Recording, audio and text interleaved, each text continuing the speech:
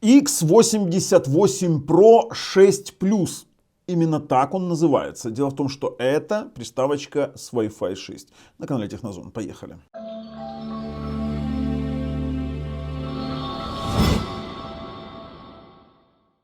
Знаете, X88 вообще не самые удачные приставки, и последнее время, особенно которые были у нас на канале, это было, откровенно говоря, очень плохие приставки. И эта приставка сделана на базе вот одной из самых плохих приставок, это X88 Pro 10, да, в бытность она называется Pro 10, но модификация 6+. Что они сделали? Они взяли просто-напросто сюда, запилили Wi-Fi модуль 802.11ax с connection speed 1,2 гигабита, но при этом, который выдает на нашем Wi-Fi 6 роутере не более чем 220 мегабит.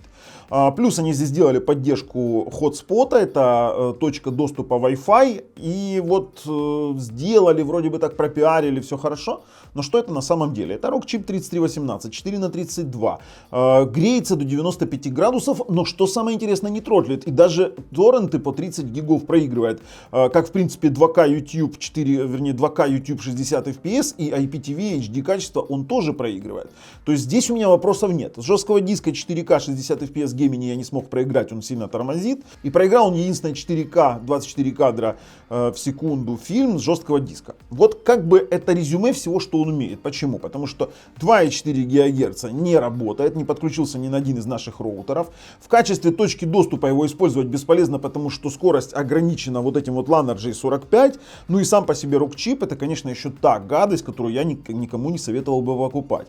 В целом, вот много времени тратить не буду. Я его заранее не рекомендую, хотя можете дождаться нашего резюме. В своем видео мы покажем основные тесты именно Wi-Fi 6. Ссылка в описании под видео, если хотите заморочиться.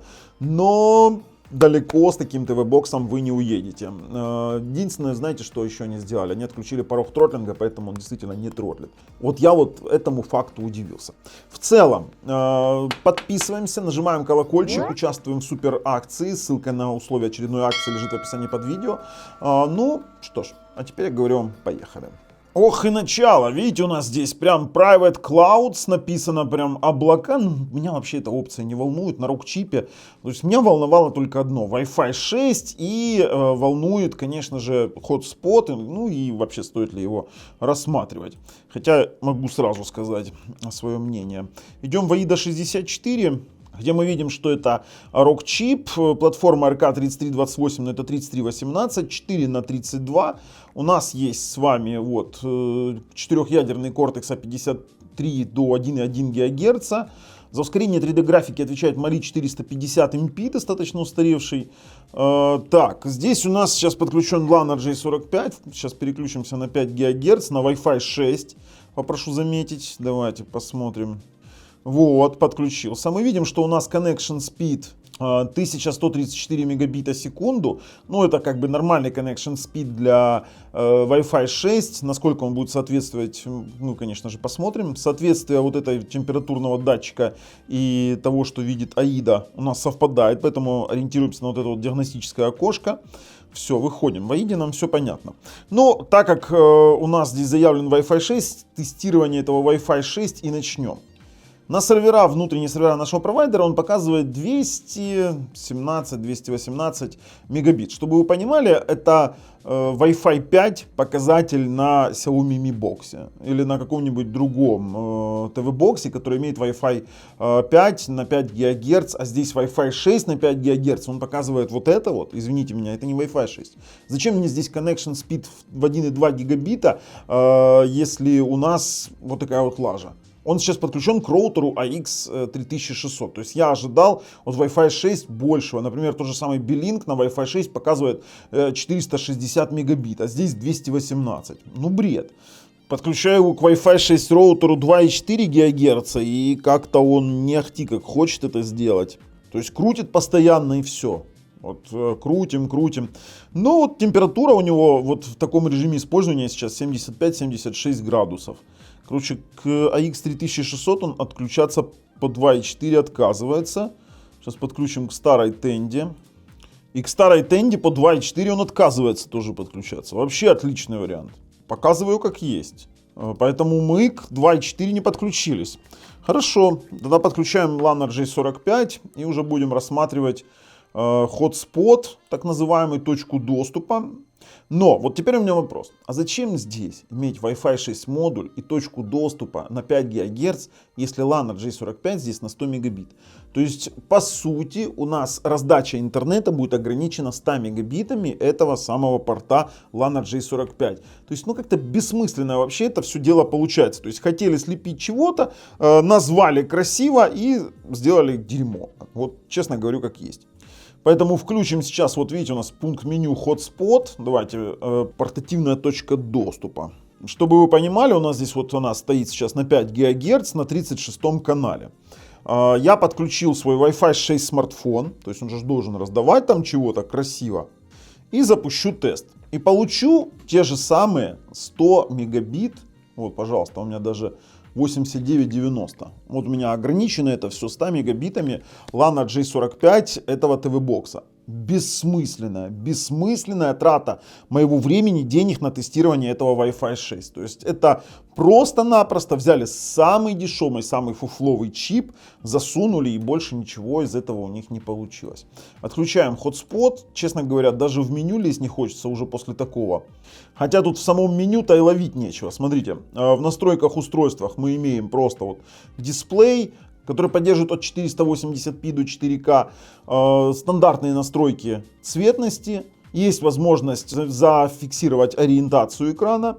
Если мы зайдем об устройстве, увидим, что это тот же X88 Pro Wi-Fi 6 на версии Android 10. Тоже не самое лучшее действие. У нас есть даже раздел входы, поняли, где можно управлять HDMI цик. В Advanced Settings у нас просто выбрать по дефолту лончер и все. Слушайте, ну на самом деле для кино данный ТВ-бокс, ну такое себе удовольствие на рукчипе смотреть кино, тяжелое не посмотришь. Давайте запустим сейчас тротлинг тест, посмотрим, как она себя ведет. Стартуем и вернемся буквально через пару секунд для вас. Тротлинг тест заканчивается, не самый худший тротлинг тест, который я видел, но температурка 96 градусов. Интересно. Сейчас посмотрим, сколько у нас зарегистрировал максимально именно тротлинг тест. Но для рок-чипа, я вам скажу, 97 градусов. Я вижу 97 видел. И внизу мы видим 97 градусов. Да, температура была зафиксирована. То есть его надо конкретно охлаждать. То есть это такое себе печка, которая не тротлит, как ни странно, но которая сильно греется с непонятным Wi-Fi модулем 6. Ну, как бы понятен, как Wi-Fi модуль он неплох, больше 200 мегабит, но как Wi-Fi 6 модуль это полная гадость. Слушайте, не хочу надолго на него отвлекаться, в том плане, что мы должны с вами попробовать, как он проигрывает фильмы, допустим, с внешнего жесткого диска. И сможет ли он вытянуть какие-нибудь тяжелые фильмы типа Gemini Man 4К 60 FPS на 68 гигов. Главное, пресс-центр — это фирменный плеер для рок-чипа. Давайте смотрим, что у нас получается. Фильм пошел с диким слайд-шоу, хотя мы подключены к USB 3. Да, к USB 3. Это значит, что нам не хватает мощности, то есть, хотя при этом процессор загружен на 80-70% и должен был бы работать нормально, но 4К 60 FPS он декодировать нормально на 68 гигов не смог. Ну, имеем, что имеем. Давайте попробуем.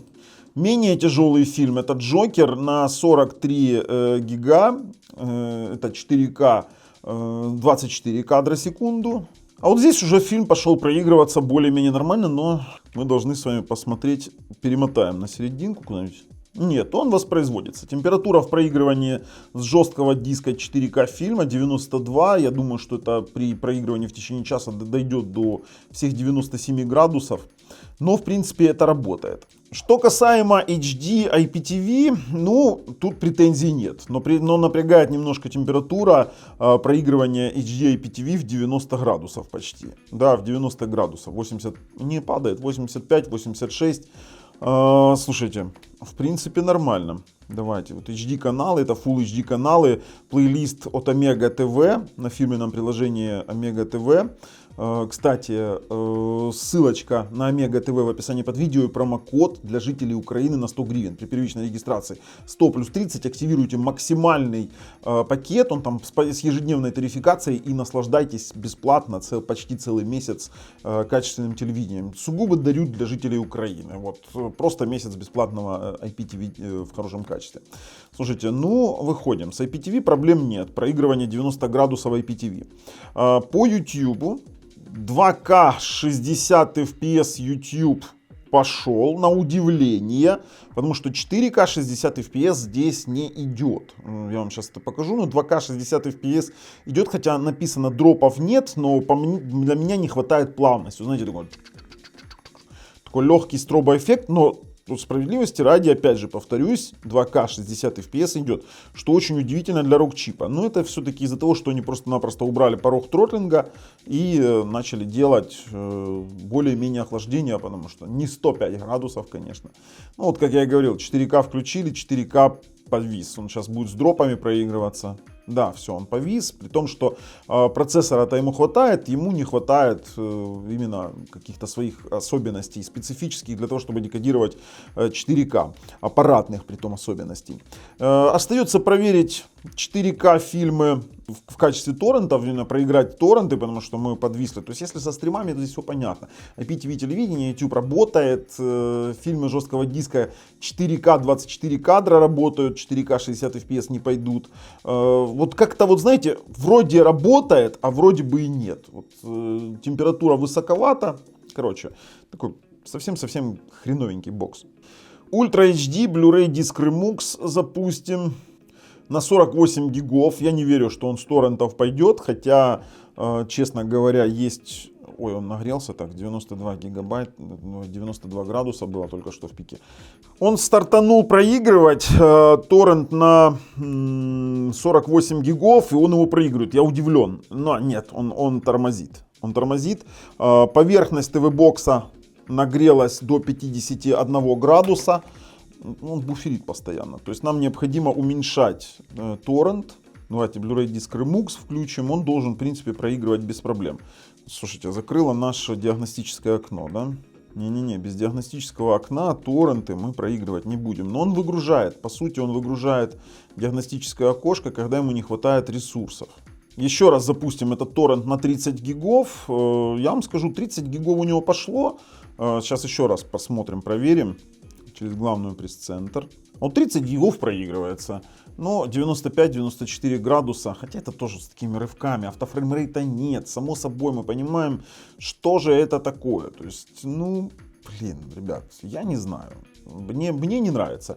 Все-таки температуры пугают. Wi-Fi 6 не реализован. Ладно, пускай поиграть немного, а потом вернемся, уже будем резюмировать это все дело. В торрентах 95 градусов мы уже зафиксировали. Думаю, что будет 97-98. Откровенно говоря, его надо будет охлаждать. Но 30 гигов торрент он проигрывает. Проигрывает. Сейчас фильм идет. Выключаем, выходим, резюмируем. Резюме. Мы не рекомендуем ни при каком раскладе данную приставку. Мы готовы ее были бы расстрелять, если бы она вообще не работала. Да, она как-то работает. Да, есть Wi-Fi модуль, который как-то работает. 2.4 не работает. LAN хорошо работает. И все. Вот знаете, вот такая вот. Что-то сделали, что-то работает, но выбор вот этого рок-чипа 3318 я не понял. Вообще я не понял, зачем было выпускать вот это вот дерьмецо на Wi-Fi 6. В целом, если вам нравится, что мы делаем, ставим пальцы вверх. Если нет, пальцы вниз. Обязательно подписываемся. С вами был Бабл на канале Технозон. Пока, ребят.